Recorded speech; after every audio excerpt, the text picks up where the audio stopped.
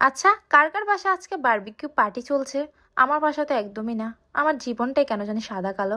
তো hi everyone, কেমন আছো সবাই? আশা করি সবাই অনেক বেশি ভালো আছো। আলহামদুলিল্লাহ, আমিও ভালো আছি, বাট একটু মন খারাপ যেহেতু বছরটা শেষ হয়ে যাচ্ছে। মানে যাচ্ছে না, অলরেডি গেছে। তো আজকে লাস্ট দিন, কেন জানি অনেক বেশি মিস করতেছি। চাইলেও আর ফিরে পাবো না সেই আগের দিনগুলা। সালগুলা শেষ হয়ে যাচ্ছে কত তা দ্রুত। এর মাঝে অনেক দুঃখ কষ্ট হাসি আনন্দ সব কিছু কাটিয়ে আসছি। যাক, আলহামদুলিল্লাহ অনেক ভালো গেছে। সামনে তো দোয়া করি আর একটু ভালো যাবে। সব কিছু মধ্য দিয়ে আসলে জীবন। তো আপনাদের আজকের প্ল্যানটা কি অবশ্যই জানাবেন। আমার কোনো প্ল্যান নেই, সাদা কালো এই জীবনটার মধ্যে আমি আজকে চাইছিলাম আমার হাতটাকে একটু রঙিন করব। যেহেতু আগামীকাল কালা বাছাই রাখলে সকালে ঘুম থেকে উঠে নিজের হাতটা একটু রঙিন দেখলে কেন জানি মনটা একটু ভালো হবে। যে না, নতুন বছরে আমার জীবনটা যাতে রঙিন হয় সেই উদ্দেশ্যে আমরা দুই বান্ধবী নিয়ে হাতে মেহেদি পরে নিলাম। আর আসার সময় এই সুন্দর রেস্টুরেন্টে এসে ভাবলাম কটা ছবি তুলে না, কিছু খাবো না, জাস্ট ছবি তুলতে আসছি। আমরা তো বড়লোকস না, যখন তখন রেস্টুরেন্টে খেতে চলে যাব। তো বান্ধবীরা মিলে আসলে যাওয়া হয় না, খুবই কম যাওয়া হয়। তো এখানে কয়টা ফটো তুলে নিলাম। আর মামা বলতেছে বারবার যে আপু কিছু খাবেন না খাবেন না, তাই দ্রুত বের হয়ে চলে আসলাম। এই তো দুই বান্ধবী মেহেদি পড়তে পড়তে বাসায় যে কখন আসবো, লেট হয়ে গেছে অলরেডি অনেক বেশি। রাত 8:30 বেজে গেছে। এদিকে আপনাদের ভাইয়া আমাকে অনেক বকাবকি করতেছে, বলছে কই ছিল। আমি তো বললাম আমার বাসায় আমার যখন তখন আসবো, তোমার সমস্যা কি? এটা বলাতে দেখেন আমার জন্য বাঁশ না, বললাম না বাঁশ অপেক্ষা করে কখন কখন। এখন আজকে শলার মুঠি অপেক্ষা করলো, আমি বুঝতেও পারিনি।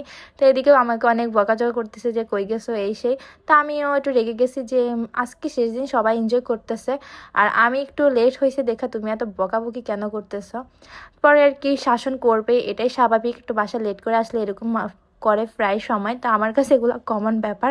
তবু আমি কেন জানি গাধার মতো এগুলো মেনে নিতেছে, বারবারে করতেছি। আমার আজকে অনেকটা লেট হয়ে গেছে, এটা আমার অন্যায় হয়েছে আমি জানি। তো আসার সময় কিন্তু আমি প্ল্যান করে মানে পুরি নিয়ে আসছি, জানি বাসায় আসলে আমাকে যে নাস্তা বানাবে, আর নাস্তা বানাতে গেলে কিন্তু আমার মেহেদি তুলতে হবে। সে চিন্তা করে আমি আজকে ওর জন্য নিয়ে আসছি পুরি। কিন্তু বাসায় হাতে বেশি টাকা ছিল না, তাই অন্য কিছু নিয়ে আসতাম।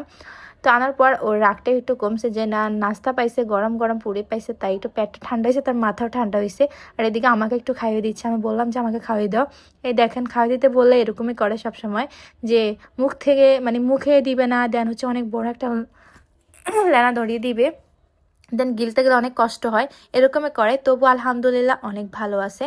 মানে আমি চাই প্রত্যেকটা প্রিয় মানুষের সাথে যাতে তাদের সারাটা জীবন এভাবে হাসি খুশি ঝরগা খুনসুটি এরকম সংসারে থাকবে, এবার এগুলার মধ্য দিয়ে যাতে সারাটা জীবন কাটাতে পারে আল্লাহর কাছে সেই দোয়াই করি সবার জন্য, সেই কামনা করি।